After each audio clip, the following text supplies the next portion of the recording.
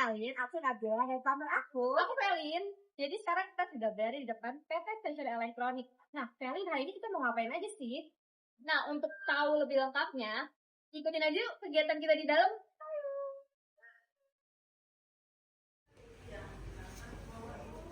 Nah, sekarang kita mau ngapain sih, Bil? Mau belanja? Enggak dong, di sini kita bukan mau belanja, tapi kita mau belajar. Dari kisah ini kita mau belajar tentang pengendalian internalnya. Nah, untuk penjelasan lebih lanjutnya akan diceritakan oleh teman-teman kita. Baik, terima kasih kepada Nabila. Jadi di sini saya dan kedua teman saya ingin menjelaskan lebih lanjut mengenai teori evaluasi pengendalian internal dan rancangan sistem informasi. Sebelumnya, izinkan saya memperkenalkan diri.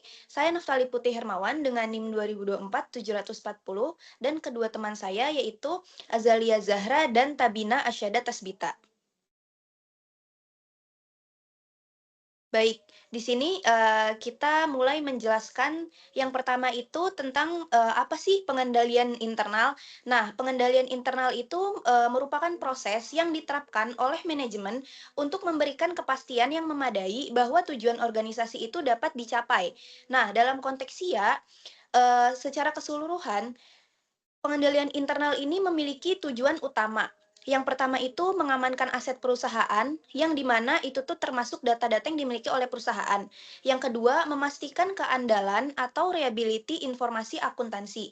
Yang ketiga, mendorong efisiensi operasional. Dan yang keempat, mendorong kepatuhan terhadap kebijakan manajemen dan peraturan perundang-undangan.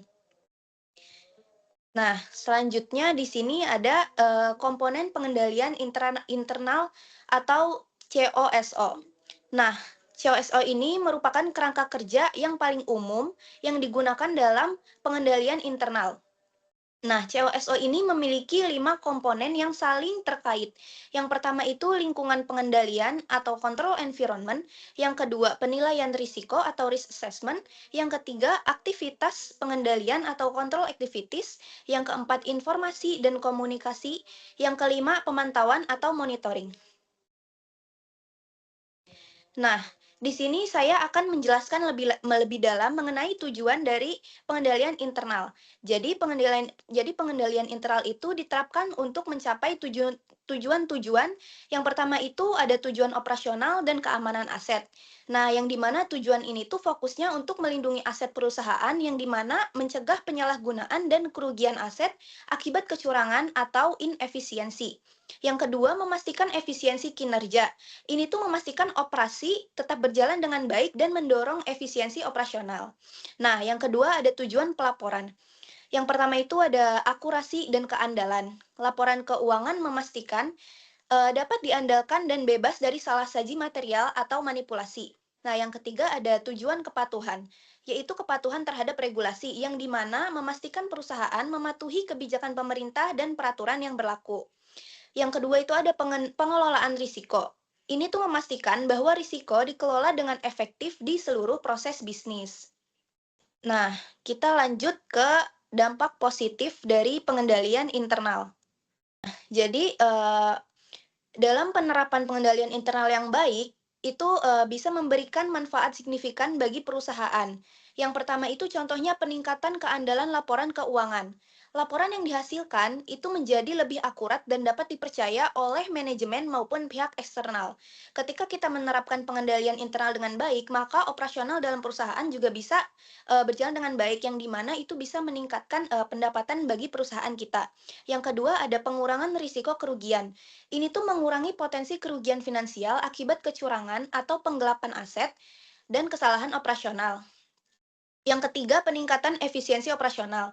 Tugas-tugas dilaksanakan dengan lebih terstruktur dan efisien. Dan yang terakhir, membangun dasar pertumbuhan, yaitu menciptakan dasar yang kuat untuk pertumbuhan dan kesinambungan jangka panjang perusahaan. Nah, selanjutnya kita masuk ke dampak buruk jika tidak ada pengendalian internal. Nah, tanpa pengendalian internal yang memadai, perusahaan itu bisa menghadapi beberapa risiko. Yang pertama ini adanya risiko kecurangan. Nah, perusahaan itu rentan mengalami tindak kecurangan, misalnya kayak penggelapan aset atau manipulasi laporan keuangan. Makanya diperlukan pengendalian internal yang baik. Nah, selanjutnya jika misal, tidak ada pengendali internal yang baik, maka perusahaan bisa mengalami kurangnya pengawasan dalam memudahkan oknum untuk bertindak curang, yang berujung pada kerugian finansial perusahaan.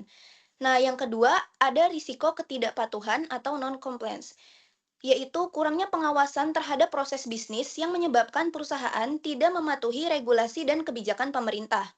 Nah, lalu dapat mengakibatkan perusahaan mendapatkan sanksi berat dari pemerintah, baik berupa denda maupun pembatasan operasional. Nah, selanjutnya pengendalian internal dalam sistem informasi akuntansi sendiri ini dikategorikan menjadi 3 jenis utama. Yang pertama, ada pengendalian preventif. Nah, dalam pengendalian preventif ini adalah sebuah pengendalian yang dirancang untuk mencegah terjadinya kesalahan dan penyimpangan sejak awal atau sebelum kerugian itu terjadi. Yang pertama, suatu perusahaan ini harus ada pemisahan tugas atau segregation of duty. Jadi, melibatkan pembagian tanggung jawab di antara individu yang berbeda untuk mencegah satu orang memiliki kendali penuh atas suatu proses. Misalnya, orang yang mencatat transaksi berbeda dengan yang mengotorisasi pembayaran. Yang kedua itu ada pengendalian akses. Jadi, suatu perusahaan ini harus membatasi akses ke informasi keuangan sensitif, sistem atau aset yang hanya kepada personel yang berwenang. Misalnya melalui password, biometrik, atau otorisasi. Yang ketiga itu ada pemeriksaan validasi data. Jadi, suatu perusahaan itu harus memastikan bahwa data yang dimasukkan ke dalam sistem akurat dan lengkap pada titik input, sehingga mengurangi risiko kesalahan dalam pelaporan keuangan. Misalnya, suatu perusahaan harus pemeriksaan format, rentang, atau keberadaan data wajib. Nah, setelah pengendalian preventif, di sini ada pengendalian detektif, yang di mana pengendalian ini ditunjukkan untuk mengidentifikasi kesalahan dan penyimpangan setelah terjadi kerugian atau kesalahan itu terjadi. Nah, jadi caranya itu perusahaan harus rekonsiliasi rutin. Jadi melibatkan perbandingan dua set data independen, misalnya seperti laporan bank dengan catatan kas perusahaan, secara berkala untuk mengidentifikasi adanya perbedaan ataupun kesalahan. Yang kedua itu ada laporan pengecualian. Jadi, menyoroti transaksi yang tidak biasa atau mencurigakan, misalnya pembelian di atas batas, transaksi di luar jam kerja, yang memerlukan investigasi lebih lanjut. Yang terakhir itu ada jejak audit. Jadi, menyediakan catatan lengkap dari semua transaksi dan aktivitas dalam SIA, yang memungkinkan pelacakan dan penelusuran aktivitas yang tidak sah atau curang.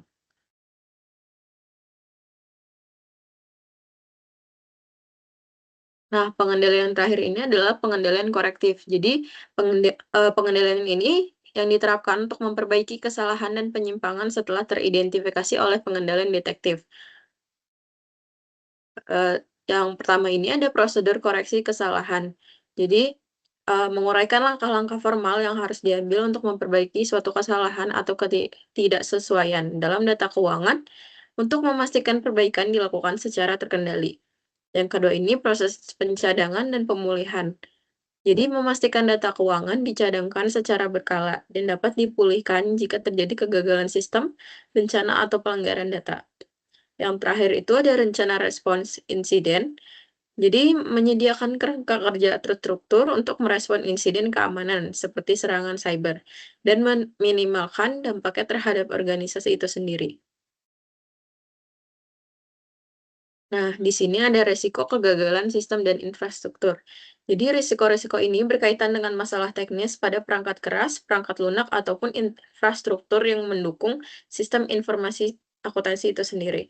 Nah, yang pertama ini ada kegagalan perangkat keras ataupun hardware failure. Jadi, kerusakan pada server, hard drive, ataupun perangkat jaringan yang menyebabkan data hilang atau sistem tidak dapat diakses. Nah, yang kedua ini ada gangguan perangkat lunak seperti bug, error, ataupun malfunction pada aplikasi SIA yang dapat menyebabkan perhitungan itu salah, pemrosesan transaksi gagal, ataupun kerusakan data. Yang ketiga ini ada bencana alam ataupun gangguan fisik. Ada kebakaran, banjir, ataupun pemadaman listrik yang merusak pusat data dan menghentikan operasional sistem informasi akuntansi. Nah, yang terakhir itu ada kegagalan keamanan jaringan, di mana sistem jaringan yang tidak aman rentan terhadap penyusupan eksternal ataupun serangan denial of service. Nah, selanjutnya itu ada risiko keamanan dan akses pihak eksternal. Jadi risiko ini timbul dari ancaman luar yang mencoba mendapatkan akses tidak sah ke sistem perusahaan. Yang pertama ada serangan cyber atau cyber attacks yang meliputi hacking, serangan malware seperti virus, trojan, ransomware yang dapat mencuri data, mengenkripsi data atau merusak sistem. Atau risiko kerahasiaan dan ketersediaan itu terganggu. Nah, yang kedua ini ada akses tidak sah. Jadi penyusup eksternal yang berhasil melewati mekanisme keamanan seperti firewall ataupun password yang sudah dibentuk oleh suatu perusahaan untuk mengakses dan memodifikasi informasi keuangan sensitif. Nah, yang terakhir ini ada peretasan data atau data breaches, pencurian atau pengungkapan data rahasia perusahaan, data pelanggan ataupun informasi gaji yang dilakukan oleh pihak eksternal itu sendiri. Nah, selanjutnya ini ada risiko kecurangan dan kesalahan dari pihak internal. Nah, ini biasanya dilakukan sengaja maupun tidak sengaja oleh karyawan atau pihak internal perusahaan itu sendiri. Yang pertama ini ada kecurangan karyawan, ini disengaja. Yang pertama ini penggelapan aset, misalnya membuat vendor fiktif untuk mencuri dana perusahaan atau manipulasi laporan keuangan untuk menyembunyikan kinerja buruk. Nah, tindakan ini sering difasilitasi oleh kurangnya pemisahan tugas atau segregation of duties dalam sistem informasi akuntansi. Yang kedua, ada kesalahan input data. Jadi, di mana kesalahan manusia ini saat memasukkan atau memproses transaksi yang menyebabkan data akuntansi salah dan laporan keuangan menyesatkan. Yang ketiga, ada akses berlebihan. Jadi, eh, suatu karyawan itu diberi hak akses ke modul SIA yang melebihi tanggung jawab pekerjaan mereka, meningkatkan potensi penyalahgunaan ataupun kecurangan. Nah, selanjutnya kita masuk ke dalam evaluasi dalam pengendalian internal. Nah, di evaluasi dalam pengendalian internal ini melakukan penilaian risiko secara berkala atau periodic risk assessment, yang dimana penilaian risiko merupakan komponen penting dari kerangka pengendalian internal seperti contoh yang sudah dijelaskan oleh teman saya. Di sini tujuannya adalah untuk memastikan sistem mampu menghadapi ancaman yang terus berkembang. Yang pertama itu ada identifikasi kerentanan, yaitu melakukan penilaian risiko secara teratur berfungsi untuk mengidentifikasikan potensi kerentanan atau kelemahan. Contohnya itu, dia meninjau kembali proses otorisasi yang setelah diadopsi sistem e-procurement yang baru. Yang kedua itu ada prioritas implementasi pengendalian, yang dimana ini adalah penilaian yang membantu organisasi memprioritaskan area yang paling rentan atau paling lemah untuk diimplementasikan atau ditingkatkan pengendaliannya. Contohnya itu adalah seperti sumber daya dalam anggaran dan tenaga kerja yang dapat dialokasikan secara efektif untuk menargetkan titik lemah atau yang paling kritis. Yang ketiga itu ada fokus pada ancaman signifikan, yaitu adalah organisasi dapat berfokus pada penanganan ancaman paling signifikan terhadap integritas, kerahasiaan, dan ketersediaan informasi keuangan mereka.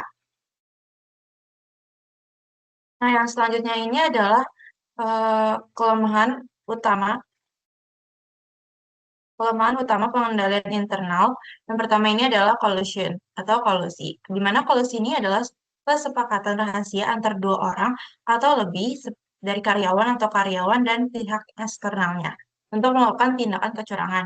Nah, dampak dari collusion ini adalah kolusi dapat dengan mudah mengatasi pemisahan tugas atau segregation of duties. Misalnya, jika petugas pencatatan transaksi dan petugas otorisasi berkolusi, mereka dapat mencuri aset dan menyembunyikannya dalam catatan akuntansi tanpa terdeteksi oleh pengendalian internalnya.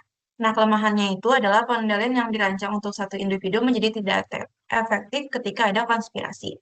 Yang kedua adalah kesalahan manusia atau human error.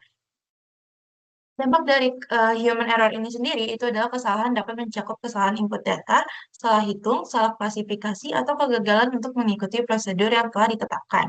Misalnya kita lupa melakukan rekonsiliasi.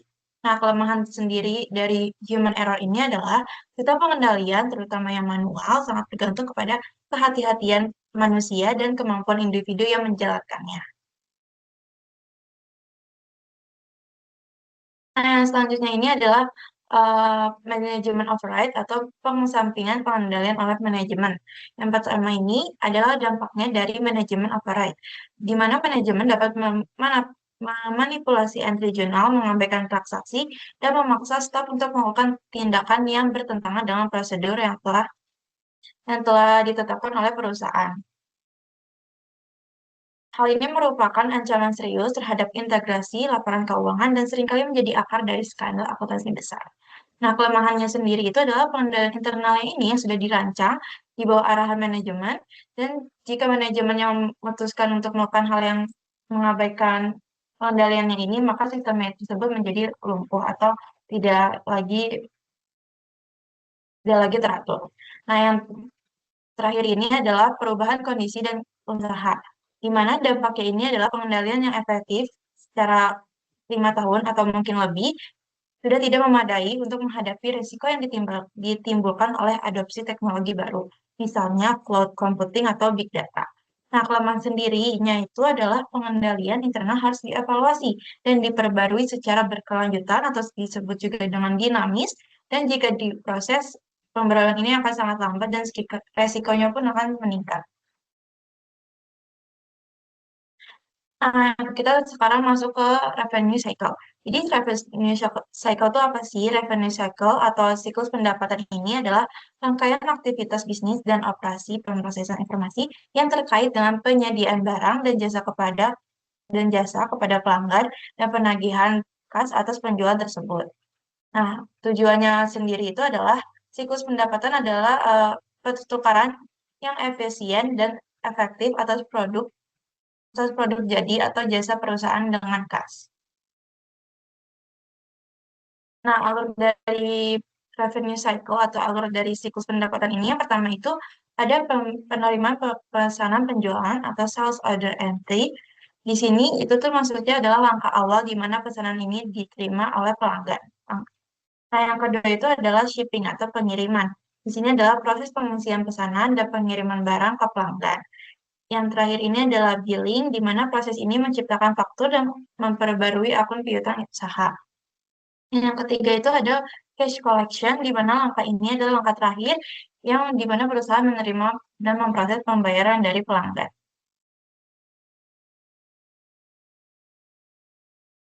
Sekian dari kami. Selanjutnya kita kembalikan kepada teman kami yang sedang berada di lokasi tersebut. Terima kasih.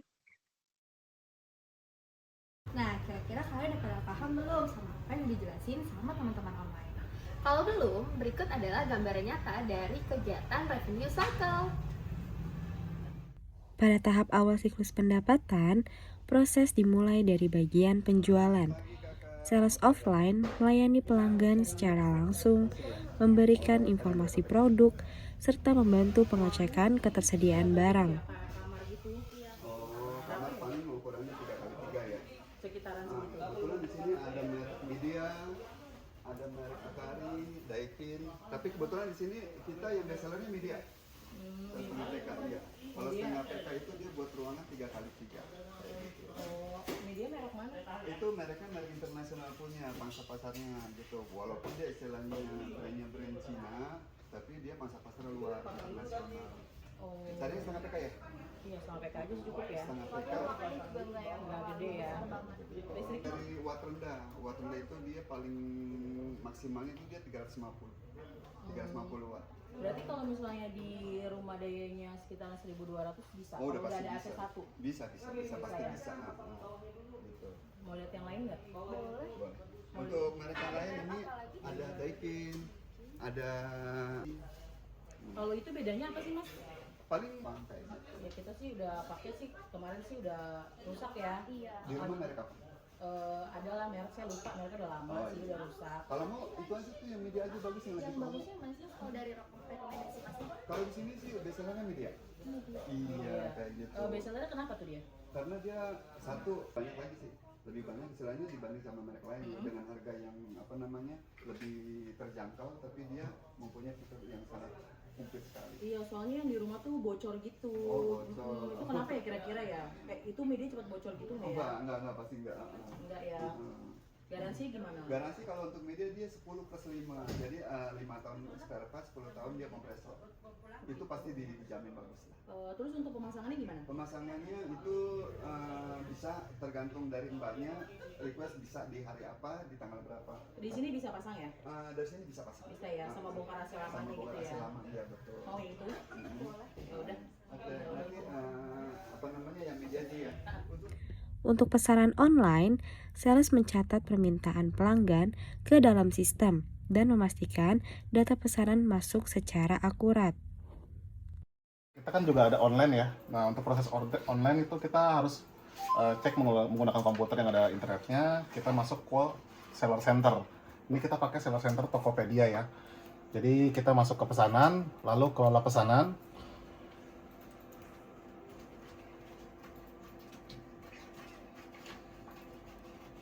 Di sini ini adalah order baru semua, order baru yang baru masuk ke kita gitu ya. Jadi order yang diproses, dikirim, semua bisa dicek di sini juga. Cuman kita fokusin ke order baru dulu. Untuk step-stepnya seperti ini, ketika ada order baru masuk, contohnya mesin cuci, kita tinggal terima pesanannya di sini. Habis itu dia masuk dikirim. Habis itu kita buatin surat jalannya, terus kita prosesin ke orang gudang supaya barangnya dikirim. Jadi begitu. Untuk misalnya barangnya sudah dikirim, prosesnya apa lagi? Kita update di sini statusnya, perbarui status pesanan. Terus perbarui status pesanan, barangnya sudah diterima oleh customer kan. Habis itu kita tinggal nunggu pencairan dana doang. Nah itu tunggu review dari customernya selesai, baru kita dapat dananya. Seperti itu. Berikut penjelasan dari pihak sales mengenai alur kerja dan tantangan yang mereka hadapi sehari-hari. Kalau untuk alur penjualan, otomatis kita sebagai seorang sales mencari konsumen. Kebetulan kita di sini offline, jadi offline itu semacam customer mencari produk kebutuhan yang dia mau seperti itu. Contohnya kulkas gitu kan. Saya tanya kalau misalkan konsumen nih ada datang, dia mau cari kulkas misalkan gitu kan. Jadi langkah pertama kita tanya kebutuhannya, carinya yang berapa pintu misalkan kayak gitu kan. Misalkan saya pengen carinya yang lebih besar, karena yang zamannya sekarang ini kan dari satu pintu itu udah nggak zaman lagi. Jadi biasanya dia cari yang lebih besar kapasitasnya seperti itu. Dari produk yang dia mau baru kita bantu ke barang tersebut kayak gitu. Nah nanti kalau konsumennya udah menemukan produk yang dia mau, contohnya dia kulkas 2 pintu misalkan gitu kan, ya kita tunjukin aja ke kedua pintu itu. Nah setelah dia oke, saya mau ini, paling nanti konsumennya suka nanya kelebihannya apa sih kalau kulkas 2 pintu itu, seperti itu kan. Oh kalau 2 pintu itu biasanya kelebihannya dia ke satu tanpa bunga es, beda sama yang satu pintu itu kan udah ada bunga esnya ya, jadi kan sedikit agak ribet kayak gitu. Konsumen tuh paling anti banget sama yang ribet-ribet.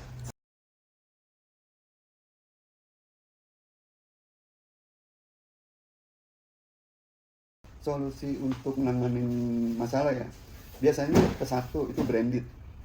Ada konsumen yang branded sama dia mencari kebutuhan yang dia mau. Contohnya kalau branded, ada konsumen yang datang, saya pengen milih ini dong, pengen merek A gitu. Sedangkan di sini nggak ada gitu.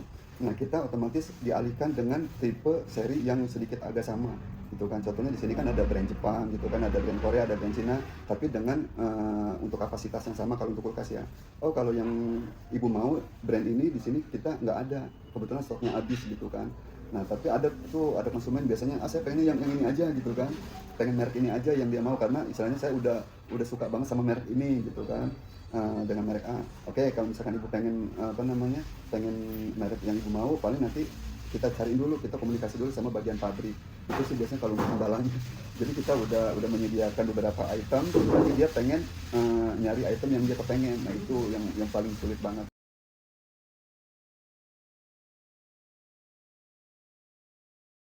Gudang memastikan ketersediaan stok sesuai pesanan, serta mempersiapkan barang yang akan diserahkan kepada pelanggan.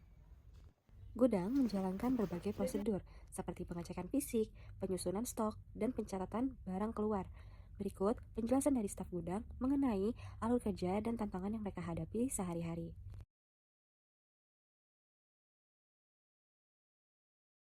Pertama kalau pagi ya, kita kan lihat dulu nih surat jalan. Surat jalan kan banyak ya, ada tujuannya berbeda. Nah, kita lihat dulu surat jalan yang misalnya umpama nih kayak Jakarta Barat dengan Jakarta Timur kan. Otomatis kan harus dipencar kan sesuai dengan mobil kan. Nah, ya udah gitu pas udah dikasih surat jalannya udah kita sesuaikan sama surat jalan kita kasih ke supir. Habis kita kasih ke supir, supir telepon dong ke customer tersebut ya kan. Siapin barangnya, dinaikkan ke mobil sesuai dengan tujuannya, yang mana naik duluan, yang mana turun duluan.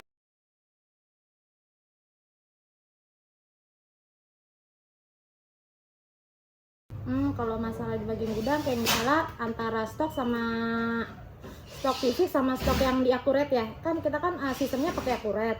Nah kalau misalnya berbeda, kayak misalnya umpama nih kita ambil contoh satu ya AC ya. Kalau misalnya yang setengah PK sama 1 PK, di stok akurat kan ada yang 1 PK kan satu, tapi ternyata pas dicari fisiknya nggak ada yang setengah PK. Jadi mau nggak mau kita usahakan jual yang sesuai dengan fisik setengah PK, tapi kita potong bon yang 1 PK, begitu. Apakah ada masalah lagi? Oh ada masalah, kayak masalah alamat ya. Nah kita ambil contoh ya, kan kayak Priuk itu sama Periuk itu kan hampir sama ya penyebutannya, cuman kalau tulisan itu berbeda ya. Nah kalau Periuk itu Tangerang, kalau Priuk itu Jakarta Utara. Kadang-kadang si supir ini nggak baca lagi pas belakangnya kan kayak misalnya kota Tangerang, kota Jakarta Utara begitu kan. Mereka melihatnya di satu tulisan aja Priuk gitu. Ternyata si supir ini tujuannya ke Jakarta Utara, jadi harusnya itu kirimannya ke Tangerang. Ya udah akhirnya dibawa pulang sama supir ya kan, dibawa pulang sama supir, pengirimannya untuk besoknya lagi sesuai dengan arah Tangerang begitu.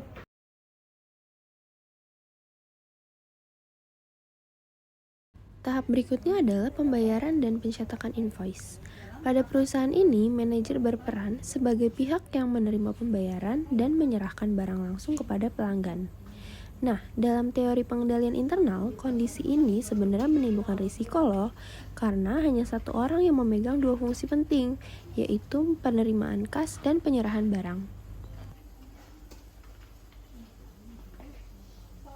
Apa ya barangnya ya?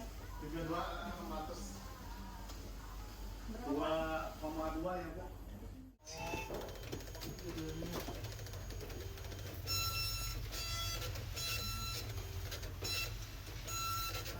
Dari rangkaian proses ini terlihat bahwa setiap bagian memiliki perannya masing-masing dalam menjaga kelancaran siklus pendapatan. Dengan penerapan pengendalian internal yang tepat, perusahaan dapat memastikan bahwa penjualan tercatat dengan benar, stok tetap terkontrol, dan penerimaan kas terjaga keamanan.